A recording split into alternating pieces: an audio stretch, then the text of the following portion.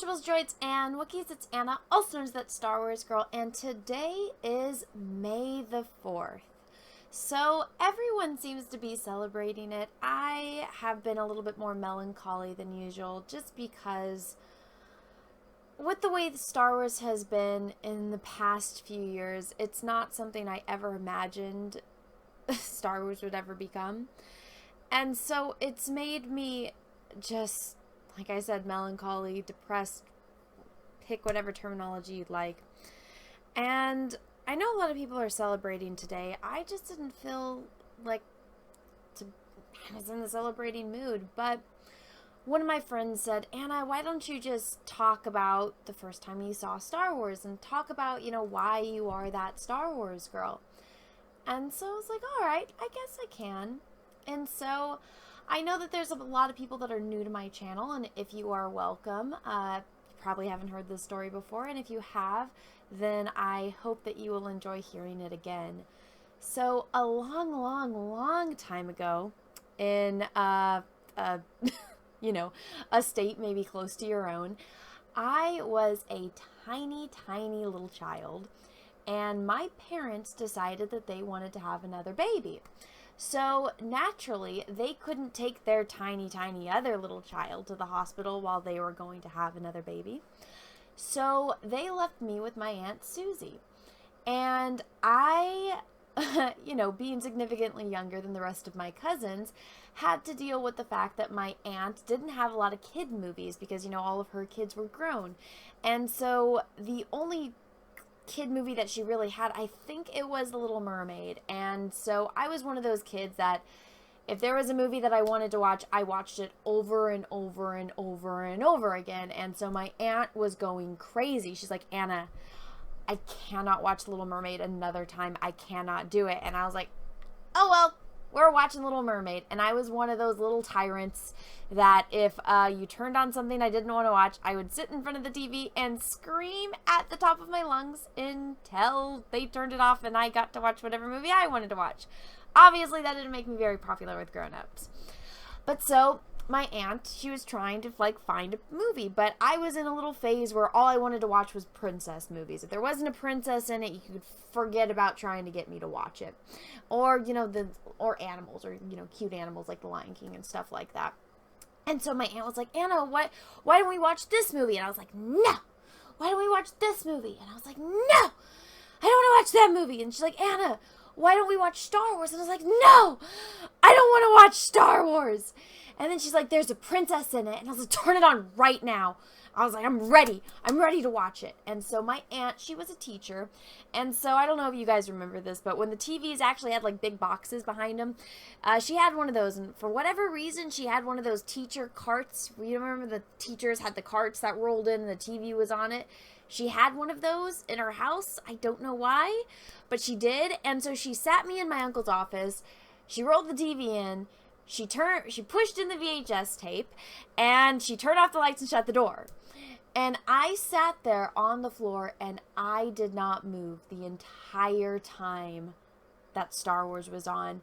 And I was just completely mesmerized. And the second Darth Vader walked on, I was like, oh my God, this guy is so cool. I know he's the bad guy, but he's so cool. And then the moment that the binary sunset scene started and I saw Luke Skywalker look at the sunset and just look on with such hope and such a longing for an adventure and such a longing for so much more, it touched my soul in a way nothing else has been able to since, and I never expected it. And that moment changed my life. And I still remember to this day sitting there and not moving, terrified to blink that I was going to miss a second of Star Wars. And it changed my life. And ever since then, I have been that Star Wars girl. And that's, why my channel is called That Star Wars Girl. YouTube happened completely on accident. And I was like, what am I going to call this? Because I guess this is happening and I'm just going to go with it. And I was like, well, I'm just going to call it what everyone has called me my entire life from that moment, which is That Star Wars Girl. A lot of people would say That Weird Star Wars Girl to try to be assholes, but I like being weird because being normal is boring. And so from that moment, I was obsessed. I was hooked. I was in love. And it was something that spoke to my heart and to my soul. And I remember my aunt coming in. She's like, "Oh, did you like it?" I was like, "That was the greatest thing I've ever seen in my entire life." And she's like, "Oh, well, there's more." And I was like, "What? There's more?" And so she kind of spoiled it for me because I was like, "I want Luke Skywalker and Princess Leia to get married." She's like, "They can't get married." And I was like, "But what? He's like the prince and she's like the princess." And she's like, "No, they're twins." And I was like, "What?" I thought she was lying to me. She's like, "Yeah, they're twins and Darth Vader's their father." I was like, "Bull." I didn't say this because I was a kid, but I was like, "Bullshit." There's no fucking way. And so she turned it on, and the rest of the day I sat there. And again, I was completely mesmerized. And then when my father came to pick me up, and I was like, "Daddy! I love Darth Vader! I want to talk to you all about Luke Skywalker! I want a lightsaber!" And my dad was like holding me, and he's just like, "What happened?" "This is my little girl that's obsessed with the princesses, and now she wants a lightsaber." And my dad, he didn't mean it in a bad way. He was just completely unexpected because he wasn't expecting his, little girl that's obsessed with princesses to be so in love and enamored with Star Wars. And my life completely changed. And I got to go home and I got to see my little sister for the first time. And it was just a complete change in my life from a very, very young age. And,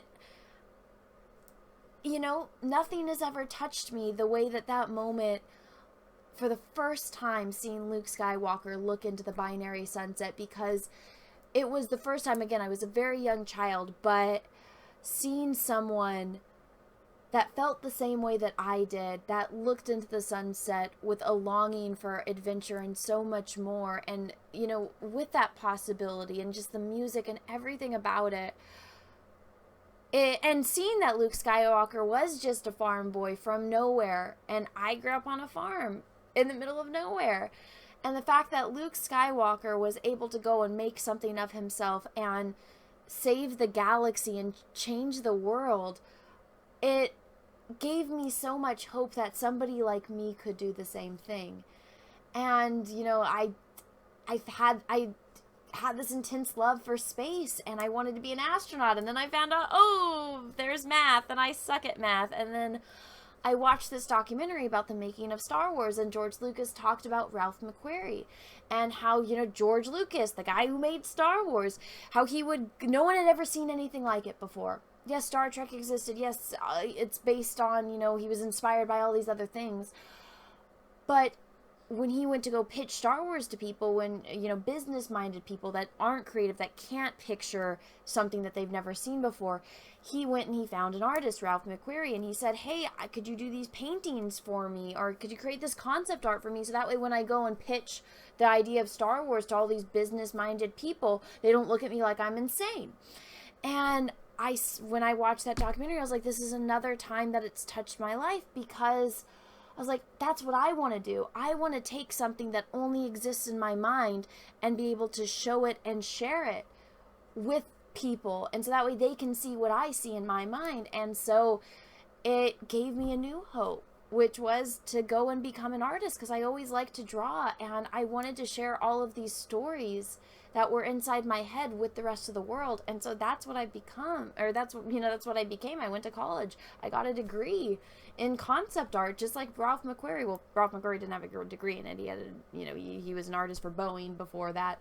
But it's what I wanted to do. And then my first semester of college, my teacher walks in, he's like, "George just sold out to Disney." And my heart dropped, because I wanted to work for George and work on Star Wars.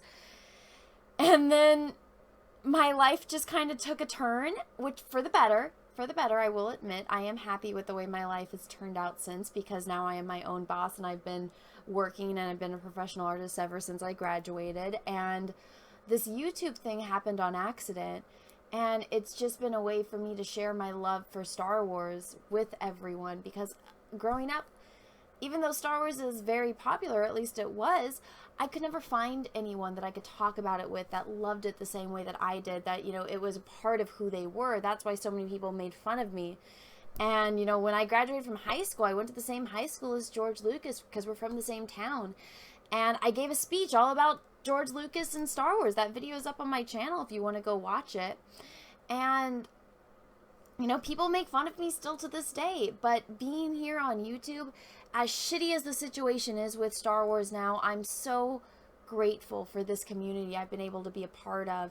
And I've been able to share my love with everyone else that feels the same way about Star Wars that I do and loves Star Wars the way that I do. And even though it is in the state that it is in now, if there's one thing Luke Skywalker taught me, it was to never give up hope. Because, I mean, even in Empire Strikes Back, at his lowest point, he just found out that this evil Sith Lord was his father. He got his hand cut off. Again, his friend is gone. His friend was frozen in carbonite and shipped off to the other side of the galaxy. When somebody could lose all hope, he held on to it, and he looked out onto the galaxy with Leia, and they had a plan, and there was still hope. So even at his lowest point, Luke Skywalker always had hope. And this version, this Jake Skywalker, he's not my Luke Skywalker, just like Mark Hamill said. That's not Luke Skywalker, and I can't let it tarnish it for me. And so I just wanted to share this because even though right now with the current state of Star Wars and with the weirdos that are in charge of Star Wars and the way that they like to fuck everything up, we're at the low point right now. But just like Luke Skywalker, you have to keep looking out onto the horizon because there's always going to be hope, and a Jedi always has hope. And so I just wanted to share this story with everyone because it is Star Wars Day. And I will be celebrating again on the 25th because it will be the anniversary of A New Hope releasing. And so I'll probably do something special for that as well. But I just wanted to share this story with you and then to ask you guys, what is your Star Wars story? When was the moment that Star Wars touched your heart and changed your life forever? And I would like for you guys to share that with me. And a little bit later today, I'll do a live stream and I'll read some of the stories that you guys leave me. Or heck, even maybe on the 25th, there'll be enough stories accumulated and I could read them then. So let me know in the comment section below, when was the moment that Star Wars changed your life and touched your heart forever? Let me know in the comment section below. I hope you guys enjoyed this video. And if you did, go ahead and smash the like button. And if you didn't, that's okay too. Thank you so much for watching this far through. And until next time, guys, I hope you have a great rest of your day, morning, evening, afternoon, wherever you are in the world. And may the Force be with you because we are really, really, really going to need it. Bye, everyone. Hey everyone, I just wanted to let you know, if you didn't know already, that I have an Etsy where I sell prints of my artwork. I got horror villains, Marvel, DC, and Star Wars characters. The latest Star Wars character that I just added was the one, the only, Gina Carano as Cara Dune. Now, Gina herself even loved the painting. So if you want to go check that out, the link is in the description of this video. They are selling like crazy, and I am still only in the pre-sale, so go pick that up before they're gone. Also, if you want to see a video of me painting and explaining how to paint like this, go over and check out my art channel. The link is in the description of this video. Go over, smash the subscribe button, ring the bell for notifications. That way you don't miss it when I post the video. Everyone, thank you so much. Have a great rest of your day.